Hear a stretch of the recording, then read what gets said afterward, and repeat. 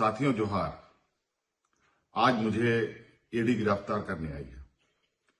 दिन भर हमसे पूछताछ करने के बाद, समय बिताने के बाद सुनियोजित ढंग से मुझे गिरफ्तार करने का उन लोगों ने फैसला सुनाया। और किस विषय पर? ऐसे विषय पर जो चीजें मुझसे जुड़ी ही नहीं है। मुझ पर 8.5 एकड़ जमीन का मालिक होने का इनका दावा है और भूयारी जमीन किया, जो जमीन कभी बिकती ही नहीं और कहीं सबूत नहीं मिला। दिल्ली में भी इन लोगों ने छापे मारकर हमारी जो छवि खराब करने की कोशिश की और आज अंतोगत्वा ये सुनियोजित तरीके से दिन भर ये योजनाबद्ध तरीके से आए, समय काटे और उनको पता है कि शाम के वक्त कोर्ट कचहरी बंद हो जाता है और उन लोगों ने अपने योजना के अनुसार मुझे अरेस्ट करने का निर्णय में सुनाया। मैं कोर्ट के निर्णय पर बिल्कुल सर्वमान्य के साथ उसका सम्मान करता हूं।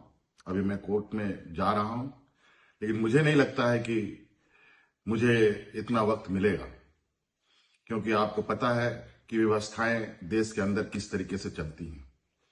आज एक लोकप्रिय सरकार, एक आदिवासी अपने ताकत के बल पर जीतकर सरकार बनाकर राज्य की जनता का सेवा कर रहा था। आज लगता है ये वक्त अब मेरे लिए खत्म हो रहा है। अब एक नई लड़ाई हमें लड़नी पड़ेगी, ऐसे सामंती विचारों के साथ और ऐसे तंत्रों के साथ जो निर्दोष लोगों को, गरीब, निरीह, आदिवासी, दलित, पिछड़ों के ऊपर जो अत्याचार करते हैं, उनको मजबूत भी करेंगे और उनके लिए संघर्ष भी करेंगे।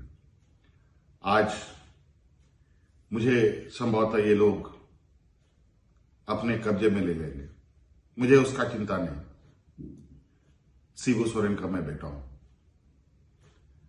संघर्ष हमारे खून में है और संघर्ष करेंगे, लड़ेंगे, जीतेंगे भी।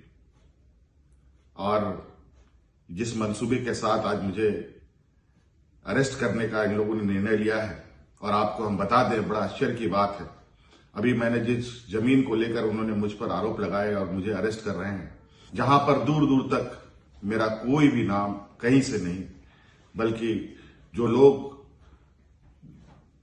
जाली कागज बनाकर और जिनके फर्जी शिकायत के आधार पर मुझे आज गिरफ्तार करने का एक षड्यंत्र रचकर ये कामयाब हो रहे हैं। और मुझे पूरा विश्वास है आज नहीं कल सत्य की विजय होगी। साथियों, समय मेरे पास बहुत कम है, बहुत कम समय में ये मैं वीडियो बना रहा हूं। एक जो अभी हाल में राजनीतिक षड्यंत्र का शिकार बिहार हुआ है, अब ये दूसरे राजनीतिक षड्यंत्र का शिकार झारखंड को बनाना चाहते हैं। लेकिन आप अस्वस्थ रहें।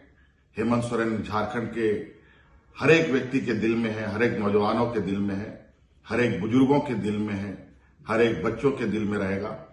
और जिस तरीके से बूढ़े बुजुर्ग की सेवा करते हुए, नौजवानों को रोजगार देते हुए, अपने महिला सशक्तिकरण को लेकर हमने काम किया, रोजगार सृजन को लेकर काम किया, वो एक लंबा इतिहास लिखेगा। एक लंबा लकीर के रूप में मैं इसे आज संभवतः ये इस लकीर को और ना खींचने दे मुझे।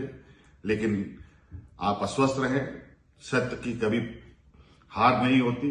ये मुझे जरूर थोड़ा विचलित अभी करने का प्रयास कर रहे हैं, लेकिन ये बहुत ज्यादा दिन तक चलेगा नहीं।